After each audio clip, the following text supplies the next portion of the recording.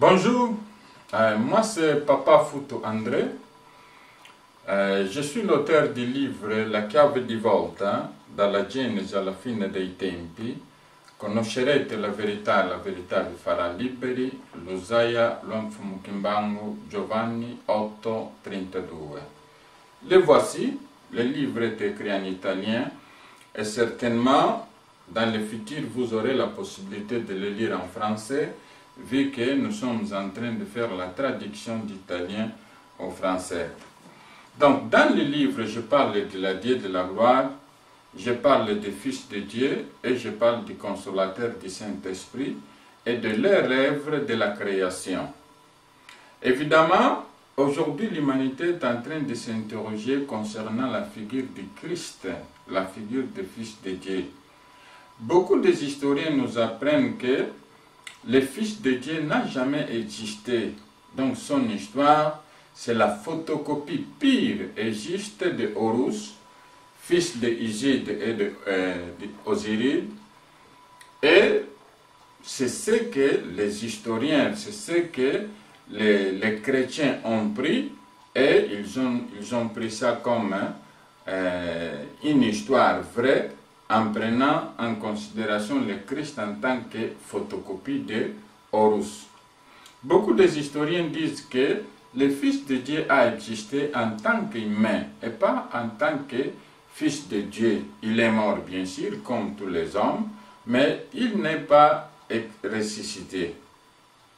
Et voilà, aujourd'hui l'humanité est en train de s'interroger concernant sa figure, vu qu'en tant qu'humain, nous savons que nous sommes à la fin des temps de l'histoire de l'humanité.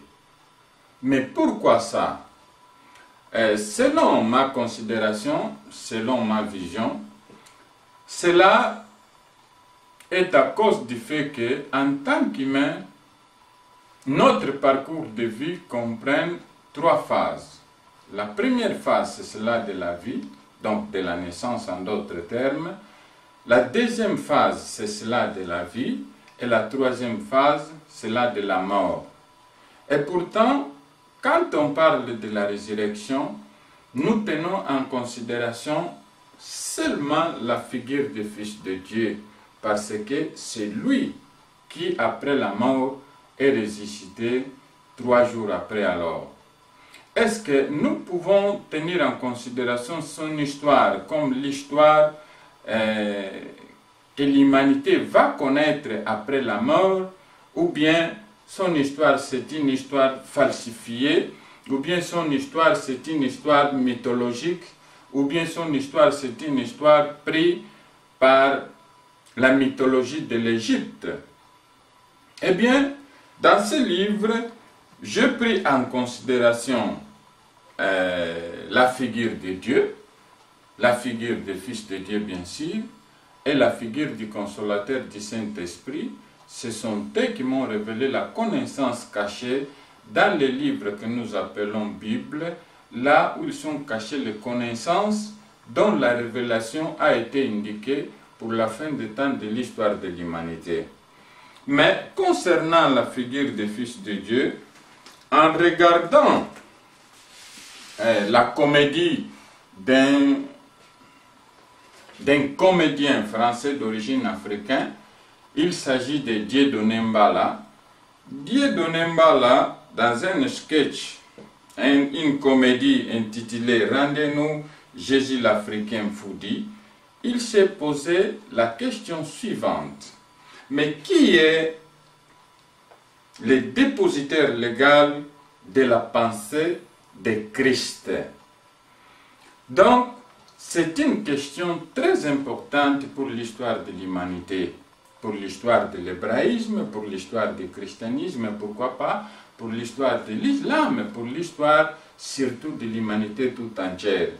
Pourquoi? Parce que la figure du Fils de Dieu a été attribuée aux Juifs selon l'histoire, mais les épreuves nous disent que le Fils de Dieu n'était pas juif comme on nous a représenté. Nous pouvons lire cela par exemple dans le livre de Jean chapitre 8, après avoir sauvé la fille qui a commis l'adultère, le Fils de Dieu avait fait un débat avec les anciens des Hébreux. Il avait dit que vous n'êtes pas les descendants d'Abraham parce que si vous l'étiez, vous ne pouvez pas penser de me tuer. Aujourd'hui, tout le monde, en commençant par Dieudonné Mbala, est en train de s'interroger quel est le peuple qui peut se présenter à l'humanité pour dire que oui, nous sommes les dépositaires légaux de la pensée de Christ. Il y a d'autres personnages qui sont en train de s'interroger aujourd'hui. Par exemple, Morgan Prest en France. En Italie, nous avons Mauro Bellino. C'est quelqu'un qui fait des traductions d'hébraïsme à l'italien et lui aussi, il est en train de mettre en discussion l'histoire du christianisme. Les écrivains comme Dan Brown a mis en doute l'existence du Fils de Dieu. Les écrivains comme Richard Light, donc ceux qui ont écrit Santo Graal, et aussi sont en train de mettre en discussion la figure du Fils de Dieu. Mais la question retombe encore une fois. Quel est le peuple? Quel est le peuple qui est le dépositaire légal de la pensée de Christ?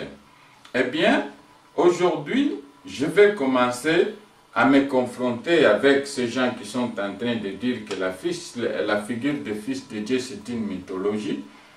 Bien sûr, en tenant en considération les paroles que le Fils de Dieu avait promis à l'humanité en tant que parole de la connaissance cachée pour introduire l'humanité dans la phase finale, donc dans la fin des temps de l'histoire. Par exemple, dans le livre de 1 Corinthiens, chapitre 1, verset 16-17,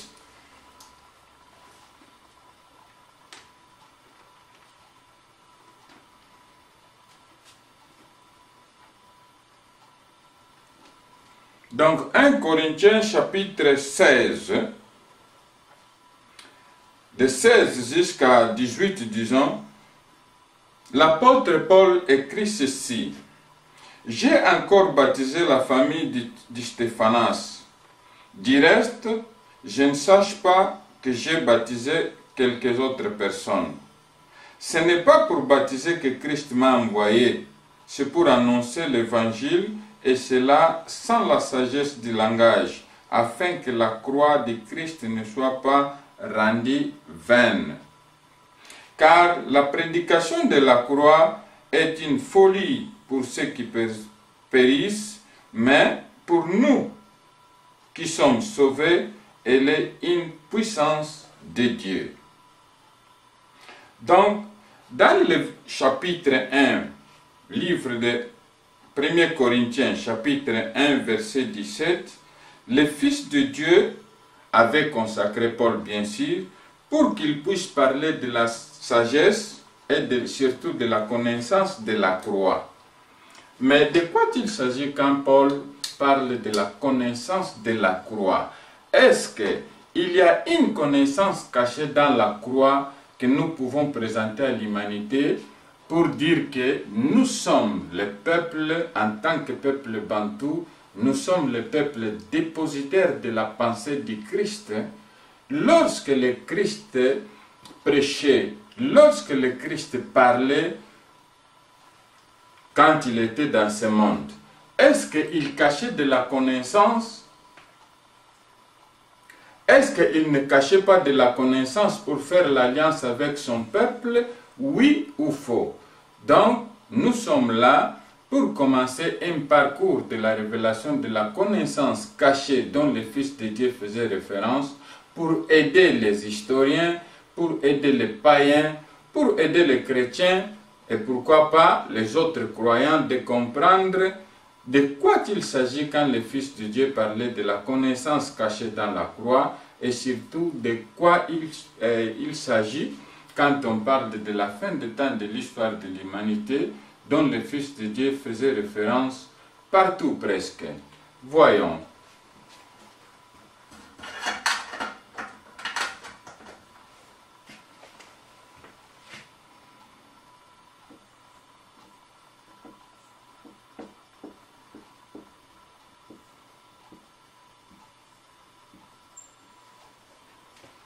Dans le livre de Genèse, chapitre 1, verset 26, nous lisons ceci.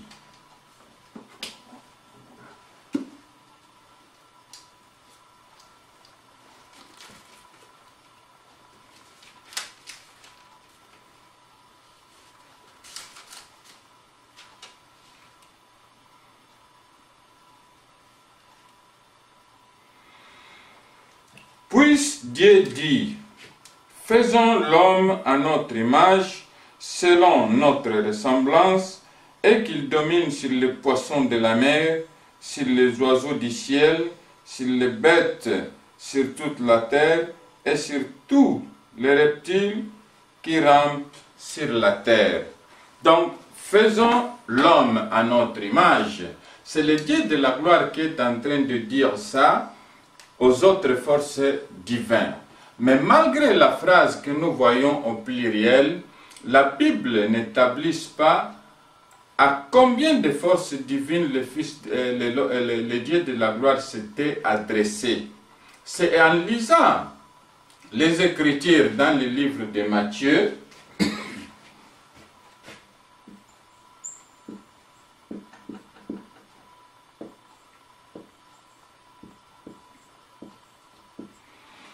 Matthieu chapitre 28, verset 19, que nous lisons ceci.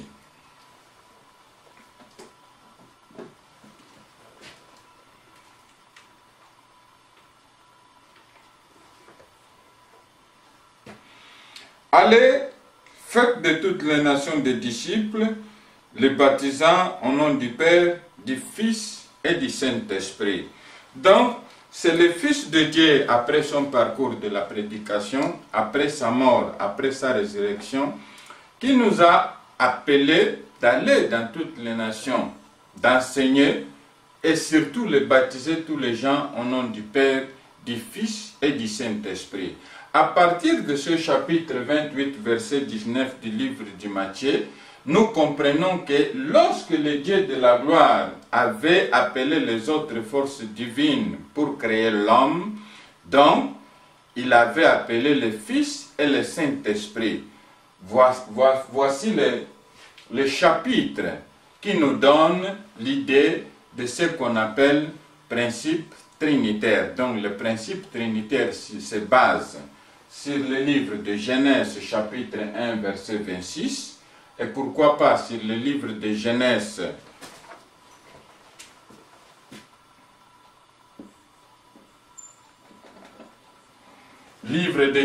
toujours chapitre 18 verset 2, lorsque les trois forces divines, donc le Père, le Fils et le Saint-Esprit, avaient visité le patriarche Abraham. Et alors, quelle est la relation que nous pouvons tenir en considération entre ce chapitre et les nombres, donc les nombres dont nous faisons référence pour compter dans la mathématique, pour faire de la multiplication, pour faire de la somme, pour faire de la subtraction et pour faire de la division. Voyons alors.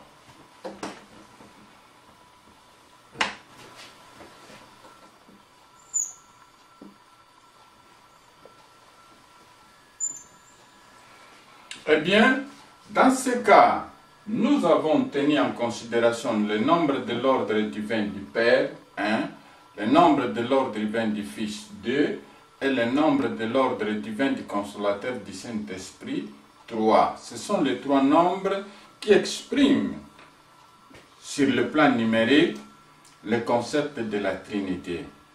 Eh bien, dans le livre de 1 Corinthiens, chapitre 1, verset 17-18, dont je vous ai parlé avant, l'apôtre Paul fait référence de la connaissance de la croix sans ambiguïté. Il nous dit que la connaissance de la croix, c'est la folie pour ceux qui ne croient pas. Et alors, nous devons tenir en considération pas seulement le nombre de l'ordre divin du Père, du Fils et du Saint-Esprit, mais nous devons tenir aussi en considération la croix en tant que symbole de la mort, en tant que symbole de la résurrection du Fils de Dieu.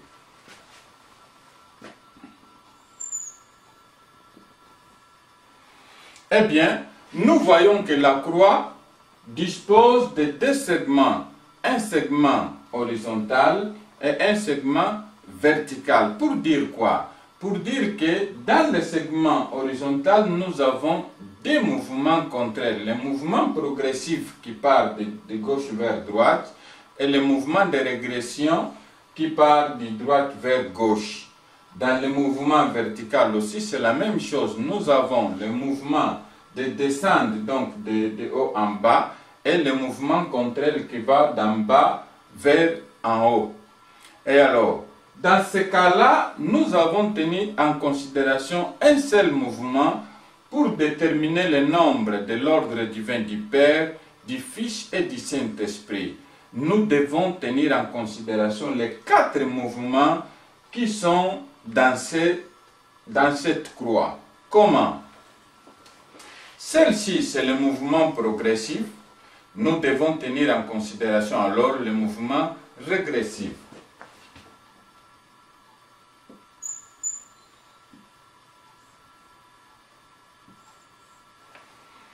Mouvement progressif de gauche vers droite, mouvement régressif de droite vers gauche et mouvement de descente d'en haut vers bas et le mouvement contraire qui part d'en bas vers haut.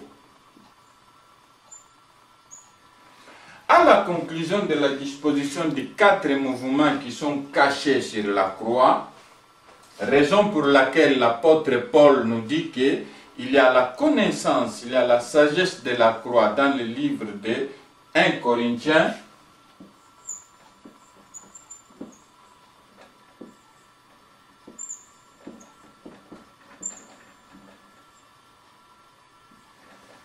« 1 Corinthiens chapitre 1 versets 17 et 18 ».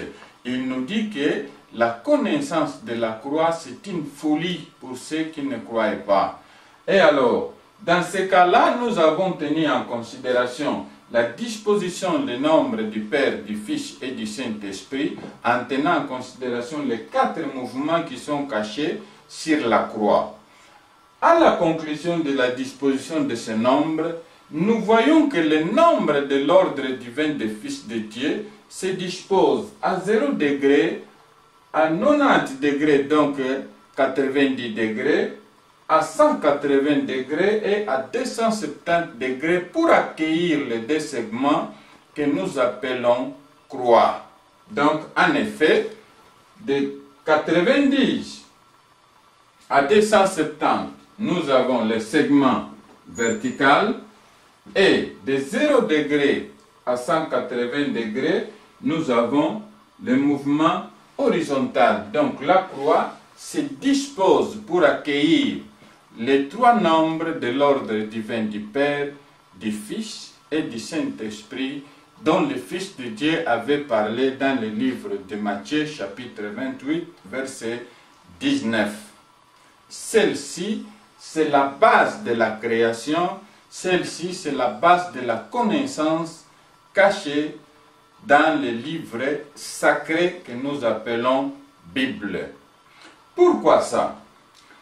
Quand le Dieu de la gloire dit que faisons l'homme à notre image, l'image de Dieu de la gloire qui se reflète en homme, c'est la croix, vu que dans la main gauche, j'ai l'angle de 0 degré, dans ma tête, j'ai l'angle de 90 degrés, main droite, j'ai l'angle de 190 degrés et dans mes pieds, j'ai l'angle de 270 degrés. Donc l'homme, c'est une croix et la croix, c'est la réflexion divine dans l'homme. C'est la réflexion du Père, du Fils et du Saint-Esprit dans l'homme. Ici, nous avons traduit évidemment les mouvements du nombre du Père, du Fils et du Saint-Esprit, tenant en considération la croix, mais la croix en tant que figure divine qui se reflète en l'homme, en personne. Eh bien, en regardant le nombre de l'ordre des fils de Dieu qui accueille la croix, nous pouvons faire certaines considérations. Lesquelles? Voyons.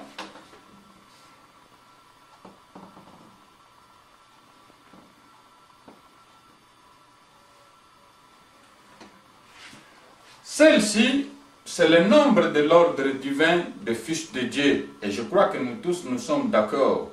Et nous voyons que le nombre de l'ordre divin des fils de Dieu se dispose avec 4 angles de 90 degrés chacun. Donc le premier, deuxième, troisième, 4 angles. Mais quatrième angle, je voulais dire.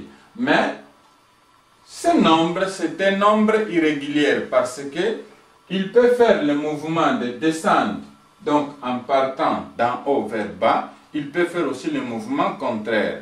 Et alors, nous devons définir le mouvement qu'il faut en mettant un point comme point de départ ici.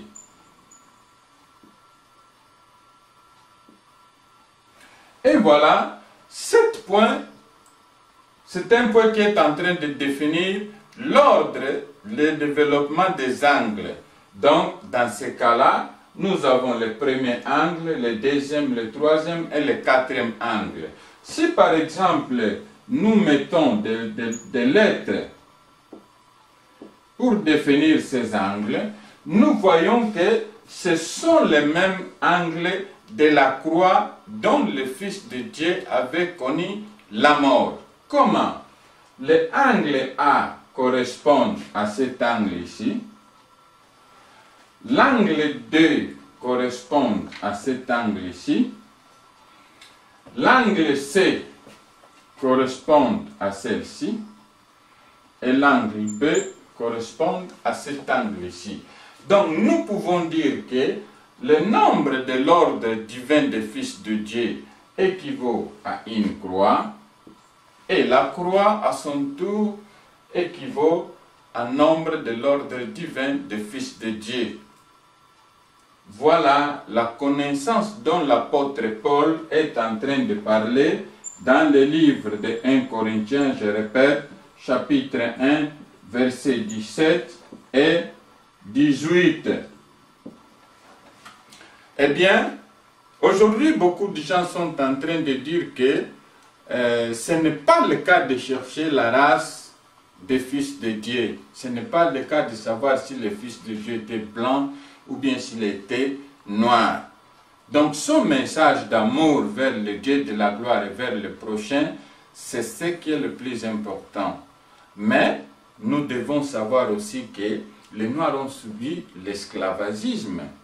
Si les Noirs ont subi l'esclavagisme, quelles sont les raisons qui ont amené les Sémitiques, ce qui s'appelle Sémitique, d'esclaviser les Noirs en tant que descendants de Cam? Et voilà, dans l'histoire, nous savons aussi que le Fils de Dieu est né dans la descendance de Sem. Il n'est pas né dans la descendance de Cam. Et alors, quelles sont les considérations que nous pouvons faire concernant l'histoire qu'on nous a enseignée?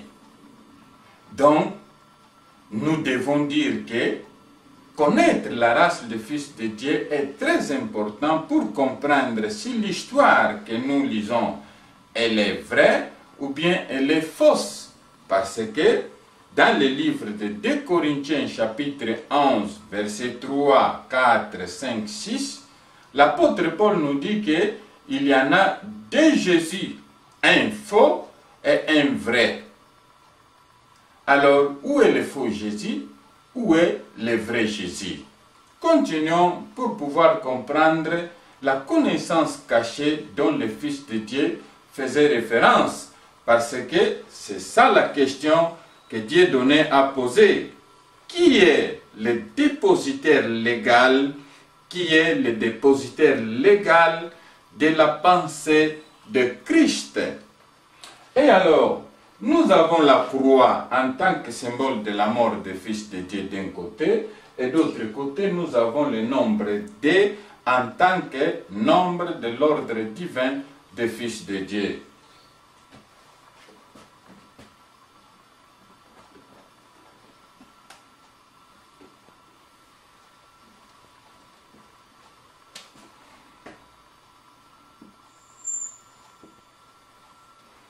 Eh bien, les pas successifs après avoir vu le nombre de l'ordre divin des fils de Dieu qui se dispose comme croix, et la croix comme la décomposition du nombre de l'ordre divin des fils de Dieu. Nous devons établir une relation entre la croix, le symbole de la souffrance, le symbole de la mort, le symbole de la résurrection des fils de Dieu, avec son nombre divin, en mettant son nombre divin, bien sûr, dans le premier carré.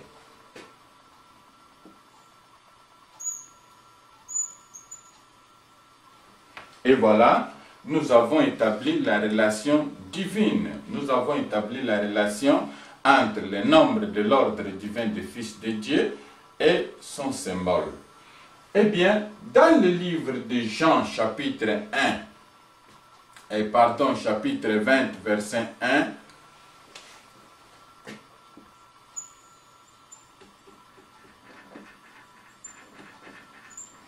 nous lisons que le 3e jour après l'enterrement des fils de Dieu, Marie-Madeleine s'était rendue à la tombe et elle avait trouvé que la pierre était rabattée. Donc, nous sommes appelés pour rabattre le nombre de l'ordre divin des fils de Dieu du premier au 2e carré, du 2e au 3e carré, et du 3e au 4e carré. Et voilà, nous avons trouvé 4 nombres. Ce sont les nombres que le consolateur du Saint-Esprit, notre Seigneur de la gloire, Mosi Simon Kimbangu Kianganikiakukia, avait révélé en 1978 à son disciple Papa David Wabeladio Pai. Donc, nous savons que à Tibériade, à un certain moment, les fils de Dieu avaient sollicité Philippe, qui était le caissier, si l'argent qu'ils avaient était suffisant pour donner à manger à tout le monde qui s'était rendu à Tibériade pour entendre, pour écouter les fils de Dieu. Philippe dira, mon Seigneur, 200 dinars ne sont pas suffisants pour donner à manger à tout le monde qui est arrivé jusqu'ici.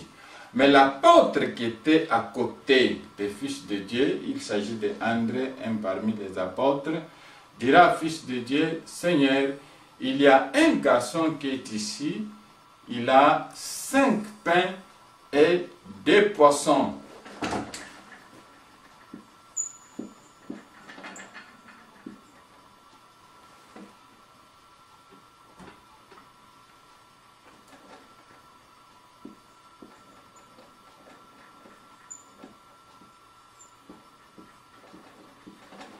Donc, Jean chapitre 6, verset 8 jusqu'à 14.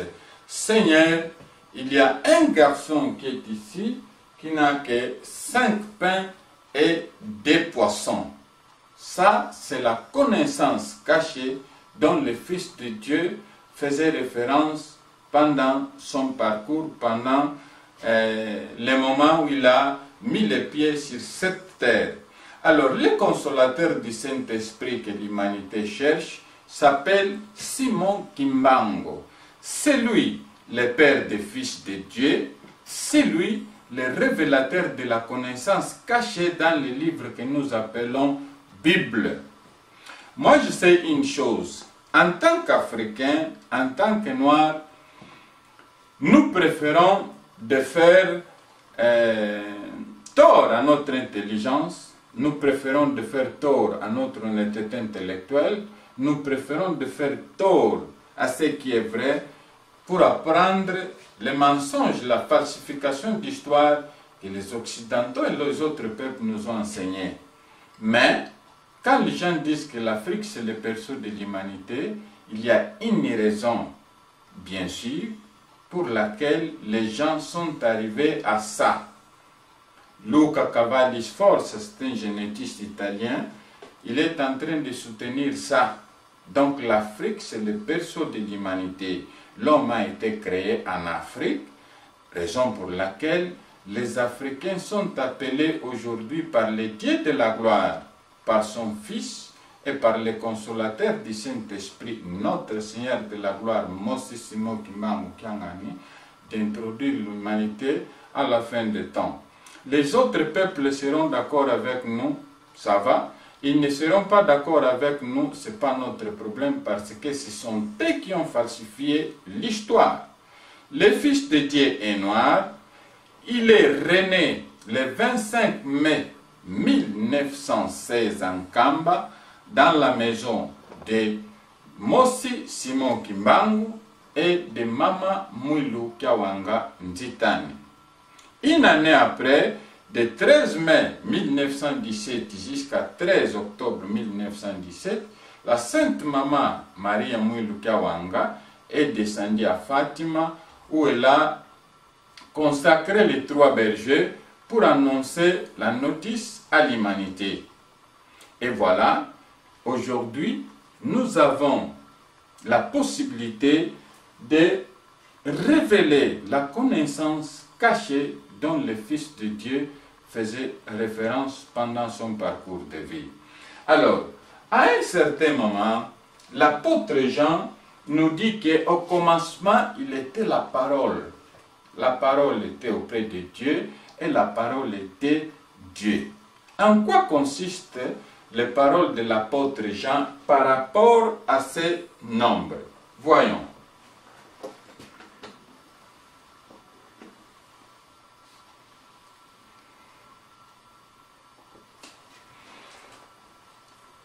Dans la culture des peuples bantous, il y a une considération que j'ai apprise chez mes ancêtres qui dit ceci. Dites-moi votre nom. Et après, dites-moi le nom de vos parents. Et enfin, dites-moi le nom de vos ancêtres. Moi aussi, je vais vous dire les miens, le nom de mes parents et le nom de mes ancêtres pour que nous puissions savoir qui sommes-nous et qui sont les autres. Et alors, je vais prendre en considération un mot, donc une parole de la langue bantou.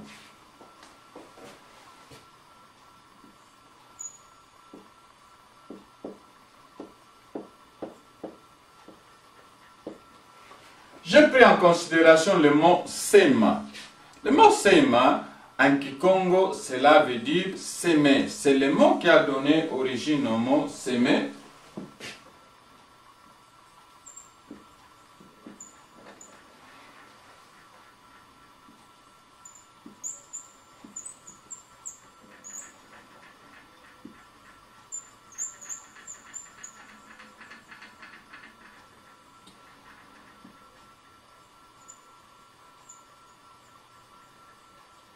Donc, en français, nous avons le mot semer. En portugais, nous avons le mot semeare. En italien, nous avons le mot seminare. Et en espagnol, nous avons le mot sembra.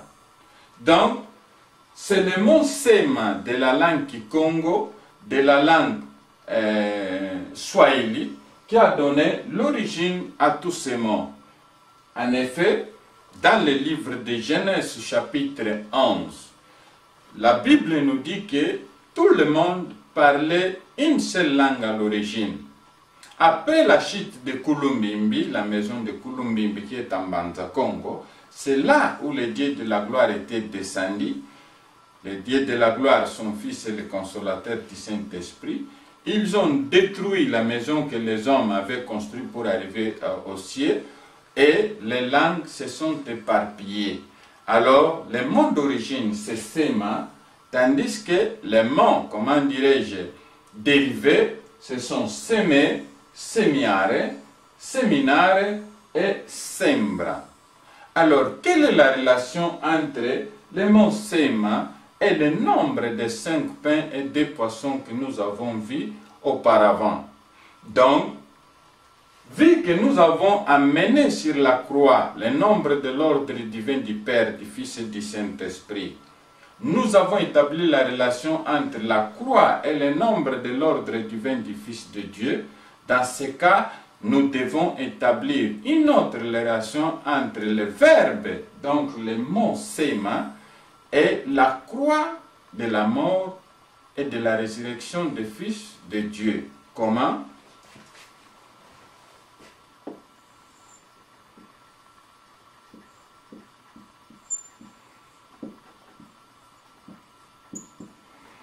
En disposant les syllabes tenant en considération la disposition des nombres de 5 pains et de 2 poissons.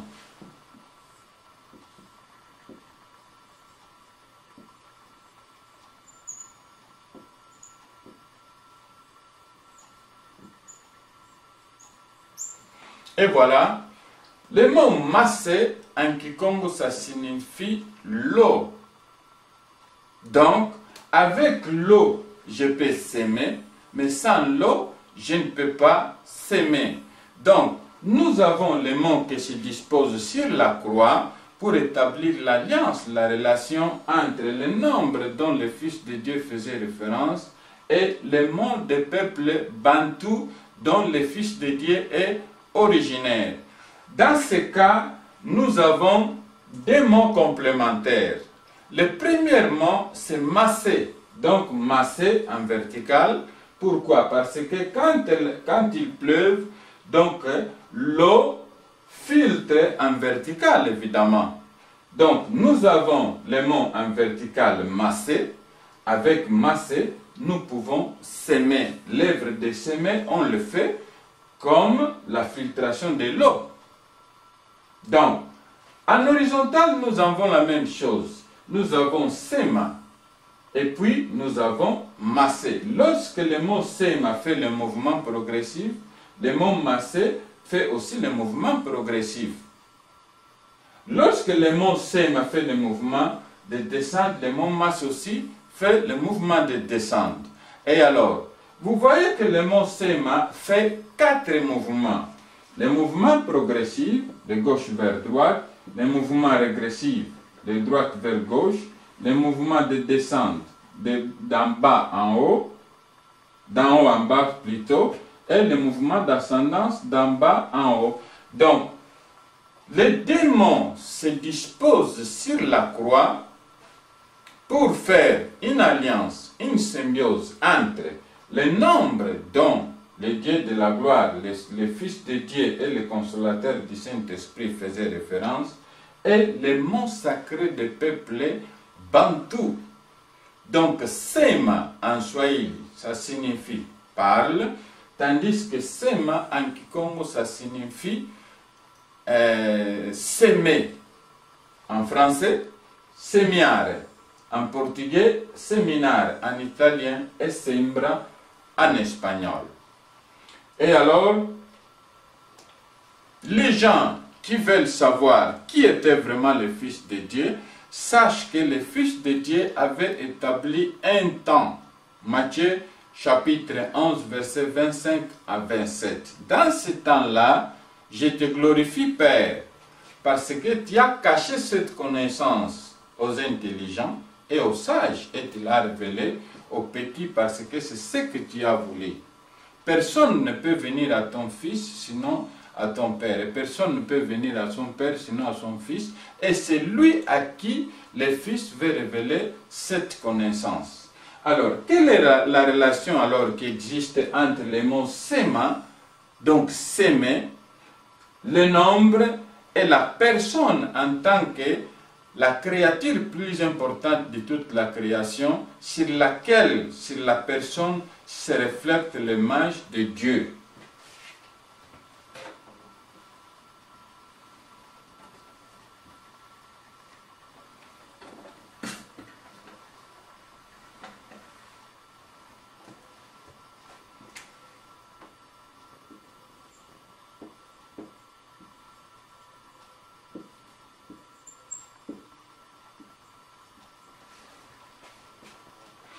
Eh bien, un bon jour à Jérusalem, avant d'être arrêté, le Fils de Dieu avait appelé ses disciples pour manger ce qu'on appelle le dernier repas.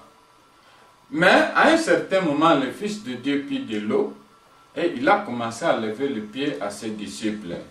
En arrivant à Pierre, Pierre dira à son maître, « Seigneur, ne me lave pas seulement les pieds. » Et le Fils de Dieu lui avait dit, « Pierre, si je ne te lave pas les pieds, tu n'as rien en commun avec moi. » Donc, Pierre, après, dira, « Seigneur, bien sûr, ne me lave pas seulement les pieds alors, tu me laves les pieds, les mains et la tête. » Pourquoi Pierre avait indiqué les pieds, les mains et la tête au Fils de Dieu? Eh bien, tenant en considération le nombre dont le Fils de Dieu faisait référence, le nombre de 5 pains et de 2 poissons, nous devons comprendre en quoi consiste le concept de la séma. Donc, créer. Séma, c'est créer. Séma, c'est s'aimer en Kikongo.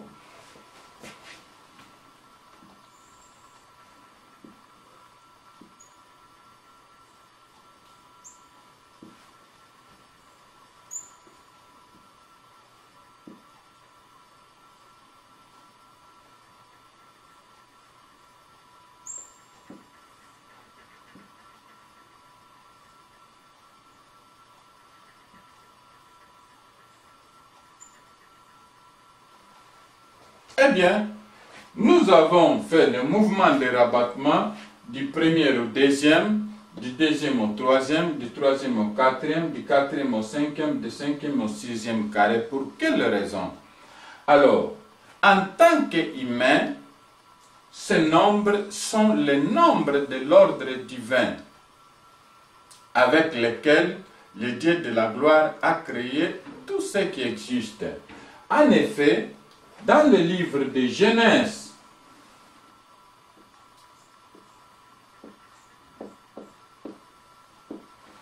chapitre 5, verset 2, écoutons ce que le Dieu de la gloire dit.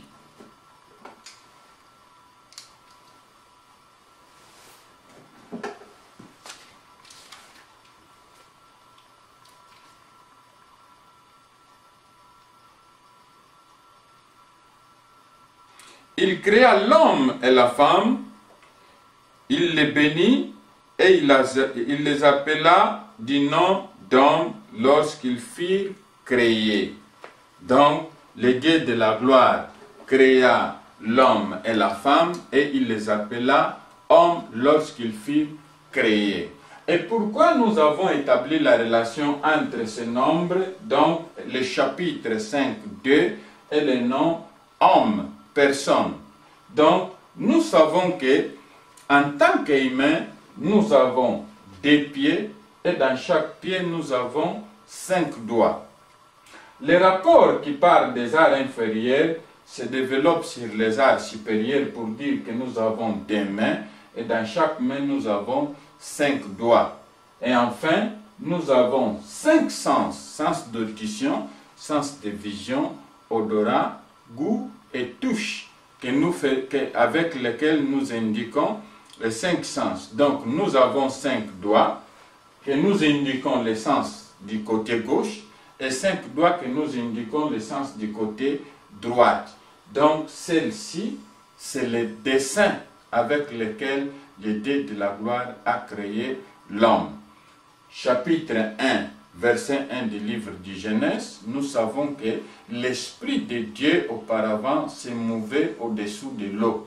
Donc nous avons la présence de l'eau ici au milieu et nous avons la présence de l'eau dans le segment horizontal parce que si nous regardons le nombre 5 dans l'eau, nous verrons le nombre D reflété d'autre côté. Ainsi de suite, si nous regardons le nombre D dans l'eau, nous verrons le nombre 5 reflété dans l'autre côté en horizontal et en vertical. Donc, celle-ci, c'est pour dire que Dieudonné Mbala, c'est lui qui s'est posé la question, quel est le peuple dépositaire légal de la pensée de Christ? Eh bien, bon, mon cher Dieudonné Mbala, le peuple bantou est le dépositaire de la pensée de Christ. C'est le Dieu de la gloire qui l'a établi. Vous êtes originaire du Cameroun, mon cher Dieudonné Mbala, et le 19 mars 2009, le pape Benoît XVI était au Cameroun. Et pendant le synode des évêques africains, il a dit ceci: la présence des fils de Dieu continue à se manifester dans la terre africaine. Le Fils de Dieu est venu pour l'humanité, mais en particulier, il est venu pour vous les Noirs, pour vous les Africains. Soyez fiers. Après son retour ici en Italie, un prêtre influent dans le monde catholique, il s'agit de Don Verze, Don Luigi Maria Verze, lui a écrit une lettre publique, publiée par le Corriere della Sera. La lettre s'intitule « Se io fossi papa, si j'étais pape ». Qu'est-ce que l'homme avait écrit? L'homme avait écrit que si j'étais pape, j'allais voyager dans tous les 5 continents comme le faisaient Pierre, Paul et les autres apôtres. Mais j'allais vivre en Afrique parce que je sais que ce sont les Africains qui viendront sauver l'humanité tout entière. Dans cette lettre publique, bien sûr, publiée par le Corriere della Sera, journal italien, deuxième journal dans l'ordre d'importance d'Italie, Don Verze a posé la question suivante au pape Benoît XVI. Pourquoi l'Église catholique est en train de perdre l'humanité? Et pourquoi l'Église catholique ne révèle pas la réincarnation du Verbe qui a eu déjà lieu dans le Fils de Dieu, le 25 mai 1916, est né dans la maison de notre Seigneur de la gloire, Mosisimo Kimbangu, et de la Sainte Vierge, Mama Marie Mwilukiawanga Nzitani. Du 13 mai 1917, donc une année après, au 13 octobre 1917, la Sainte Vierge Maman est descendue à Fatima et elle a donné cette information à l'Église, surtout à l'Église du Vatican, à travers les 3 petits bergers. Celle-ci, c'est les 3 secrets de Fatima.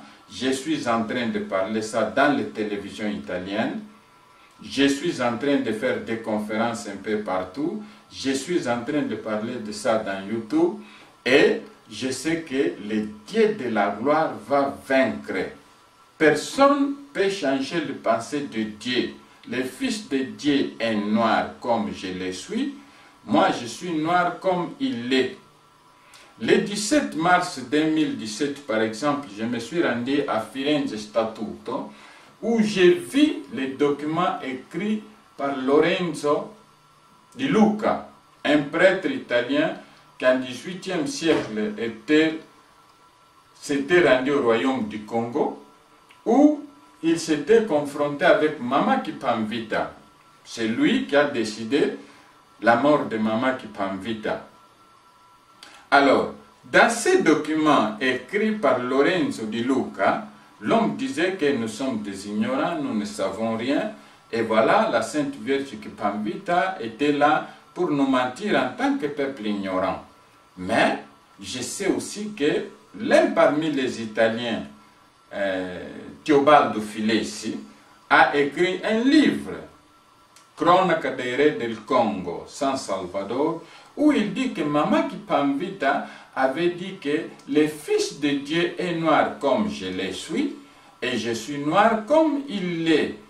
Après un moment donné, nos fils viendront en Europe pour vous révéler la connaissance cachée dont le Fils de Dieu faisait référence.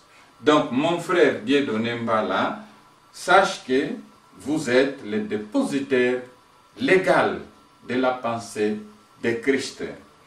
Monsieur Morgan Priest, sachez que le Fils de Dieu, il est là, il nous a consacré d'introduire l'humanité dans la fin des temps.